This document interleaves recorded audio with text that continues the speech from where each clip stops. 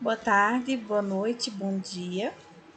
Meu nome é Stephanie e eu vou apresentar agora o meu estágio curricular obrigatório 2. Meu tutor, peço perdão, foi Sérgio. Sou acadêmico da disciplina e estudante de Ciências Biológicas.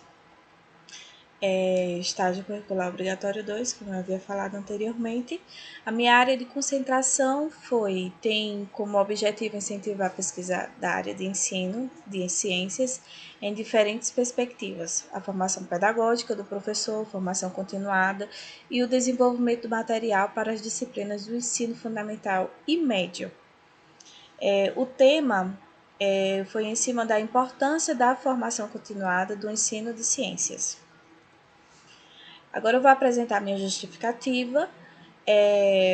O ensino desenvolvido do educador-professor na sala de aula tem como reflexo a busca pelo conhecimento a partir da graduação e do desejo de construir uma identidade que, com a prática do ensino, é possível desvendar os obstáculos estabelecidos ao longo da formação continuada do profissional educador.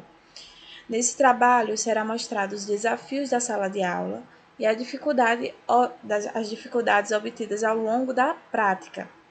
A educação cobra não apenas o conhecimento, mas também o controle e interesse pelos discentes, pois o conhecimento é mútuo, né? A busca pelo aprendizado e o desenvolvimento positivo escolar não tratando somente do que ocorre na sala de aula, mas como ela funciona uma escola por inteiro. Os profissionais que estão envolvidos diretamente para o melhor ensino e com segurança no conhecimento transmitido. Até porque não é só chegar na sala de aula e simplesmente oferecer um ensino e o estudante aprender até aquilo que não é dito correto na disciplina. Acaba veiculando um assunto e transmitindo um assunto incorreto para os estudantes. Tem que sair preparado de casa. E os meus objetivos foi identificar as maneiras de ensino de ciências para auxiliar no desenvolvimento do ensino-aprendizagem na sala de aula.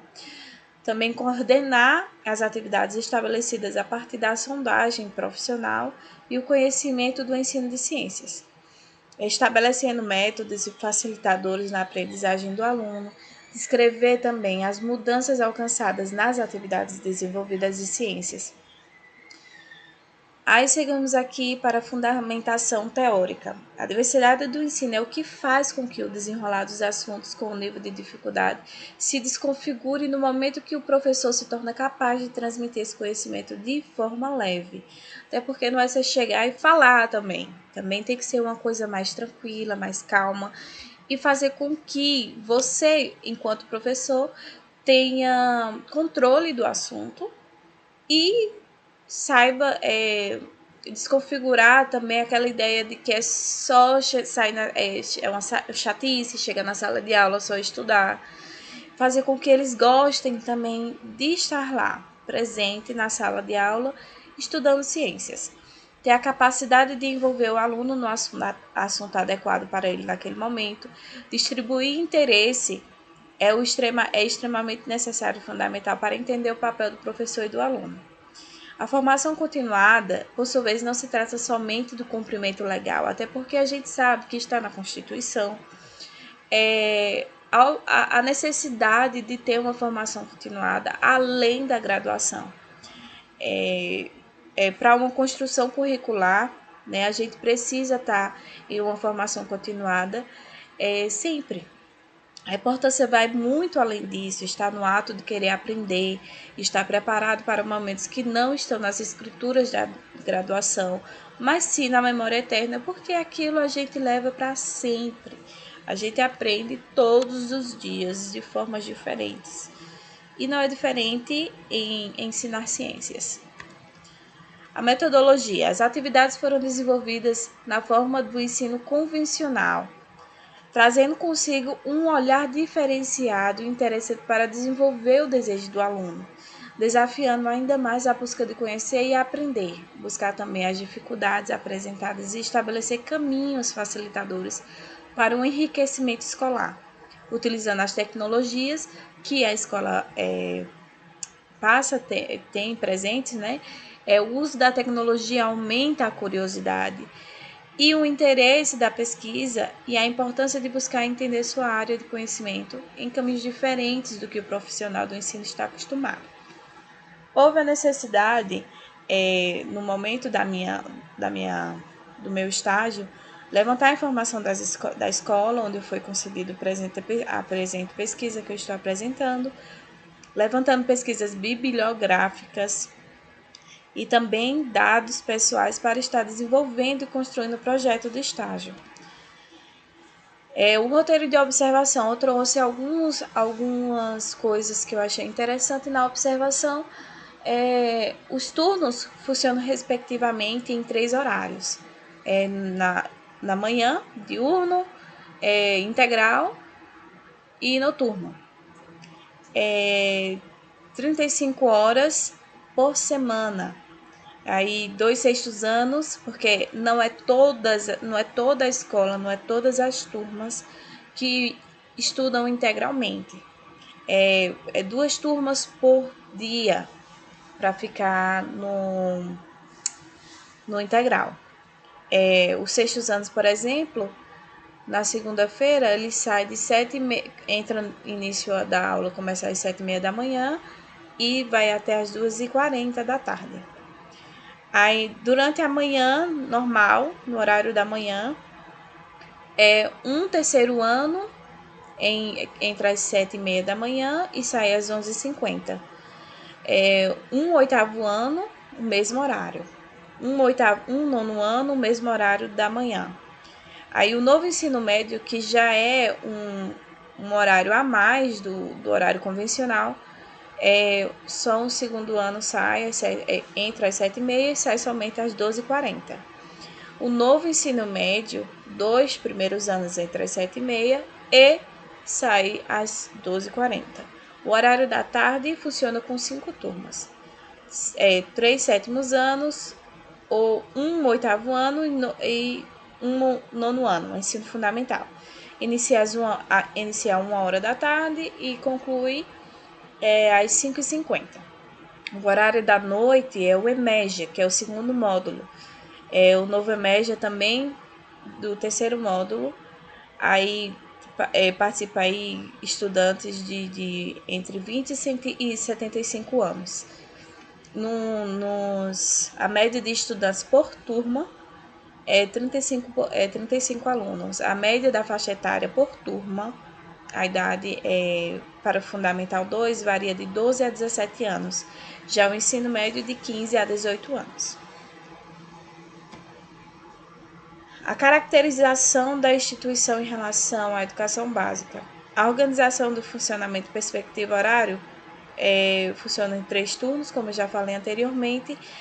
Os equipamentos utilizados na escola são a multimídia, data show, notebook, apresentam roteadores, a quantidade de roteadores correspondente a cada sala.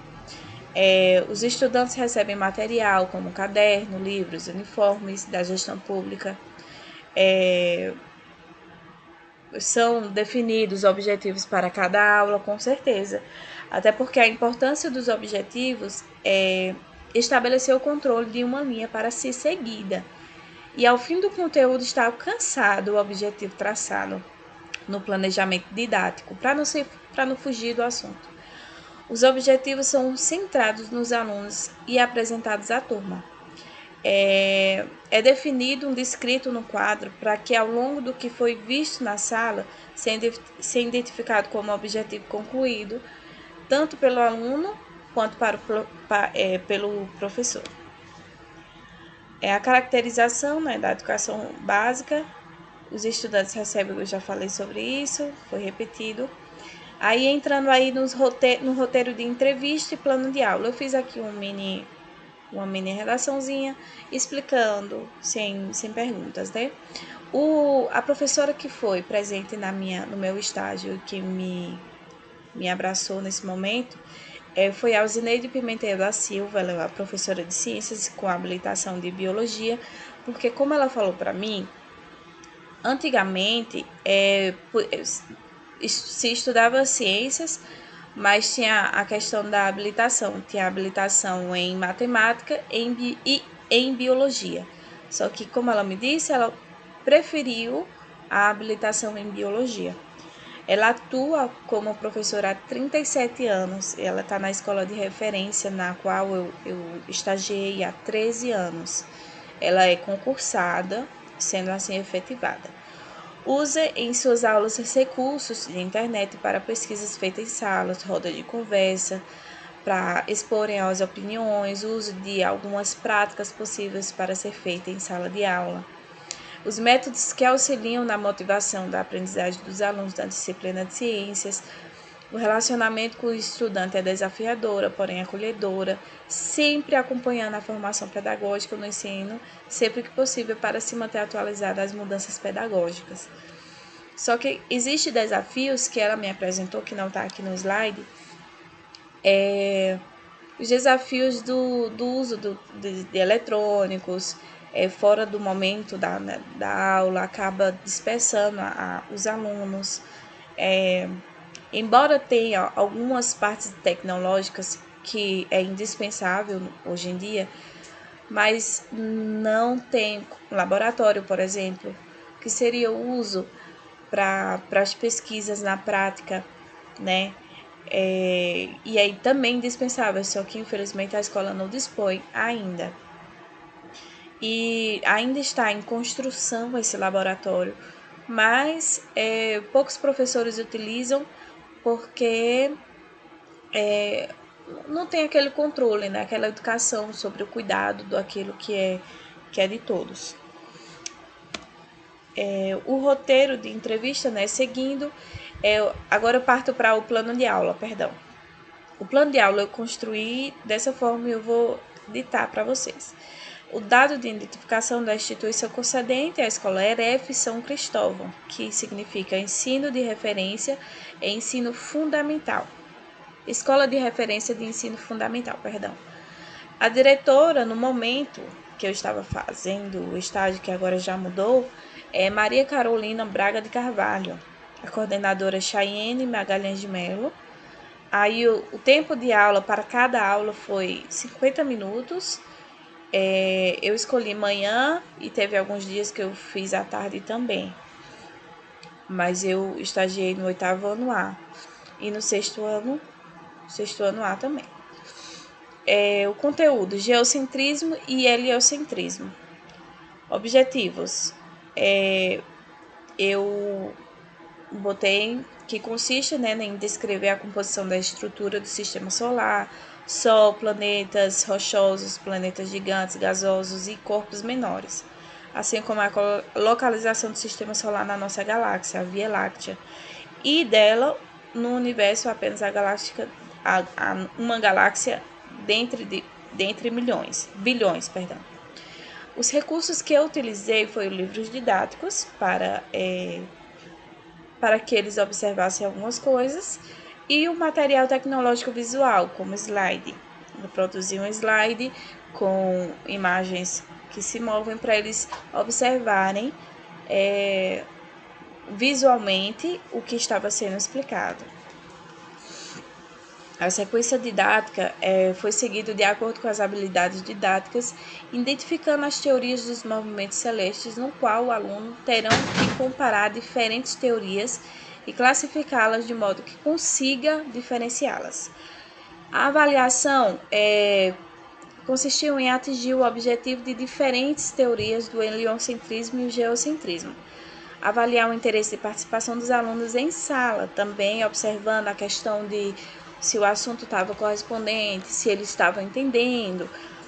Também fiz perguntas, coloquei alguns recursos midiáticos, como, por exemplo, foi naquela época que estava tendo a viagem da Índia, né? Que o pessoal liberou uma sonda lá para o lado escuro da Lua. Então, eu falei sobre isso, né? A questão também que teve uma apresentação lá dos mexicanos, né, na NASA, mostrando como se existisse vida fora do nosso planeta, e que foram capturados. E eu abordei esses pontos também e eles se acharam super interessantes. A referência, né? Eu utilizei esse livro aqui como livro didático que eles já usam na aula de ciências e de outras disciplinas, mas esse livro de ciências. Pronto, aí eu coloquei a imagem aí porque foi eu que tirei a foto. Já a vivência do estágio, né? Esse estágio ele me trouxe ainda mais segurança para desenvolver o melhor de acordo com o que eu aprendi. A importância de estar sempre atentas a novas situações e compreendendo a diferença da realidade, que faz com que aumente o desejo de aprender e buscar novas leituras e buscar tecnologias para facilitar o dia a dia. Até porque não se vive fora da tecnologia, não se pode correr disso. É porque hoje é tudo tecnologia. Foi um grande desafio, pois a primeira escola pública, antes, no estágio curricular obrigatório 1, eu fiz na escola particular. Nessa, eu, antes, né, só fiz a observação, nessa eu fiz a observação e dei aula, fui regente da aula. A vontade de mudar e tentar buscar soluções para alguns problemas, que era o uso excessivo, como eu já falei anteriormente, dos aparelhos celulares, que estava clara a falta de interesse da aula que estava sendo desenvolvida, embora se tentasse métodos diferentes para que eles ficassem atentos e interessados, alguns não se sentiram tão à vontade com o assunto e acabavam se espremendo ali nos aparelhos celulares e esquecendo totalmente do mundo. Colocava fone de ouvido, foi uma situação complicada. A escola possui regras no uso do celular, porém não é respeitada com rigor, até porque tem plaquinhas em todas as salas de aula, com formatos e letras diferentes. Mas assim, foi bem difícil em relação a isso, eles jogando no momento da aula e tudo mais. Aí esse problema não existiu lá no meu primeiro estágio, porque embora eu não tenha sido regente, eu consegui observar porque o uso do celular era proibido na entrada da escola. Assim que entra na escola, o celular tem que estar desligado. Situação que não se repete nesse caso, né, da escola pública. Já o colégio do primeiro estágio sempre está atento, né, no colégio no primeiro estágio, atento às aplicações e com punição para o tutor do aparelho, após chamar os pais, né, tentar solucionar aquela questão, diferente do que ocorreu na escola na qual fui e eu fiz esse segundo estágio, porque tinha aquela questão de, porque eu vou usar sim, quem é você para mandar em mim e tudo mais. Foi uma situação assim, muito grave, sabe? O uso do celular é bem difícil, embora a tecnologia não pode sair da nossa vida, mas precisa se saber conviver com isso, mas em momentos corretos, não nessas situações que é no caso na sala de aula, no momento de aula, né? Essas são as referências. Eu vou estar colocando a socialização, link da socialização aqui. E eu gostaria de deixar um pensamento, né, de Auguste Cury. Apesar dos nossos defeitos, precisamos enxergar que somos pérolas únicas no teatro da vida e entender que não existe pessoas de sucesso ou pessoas fracassadas.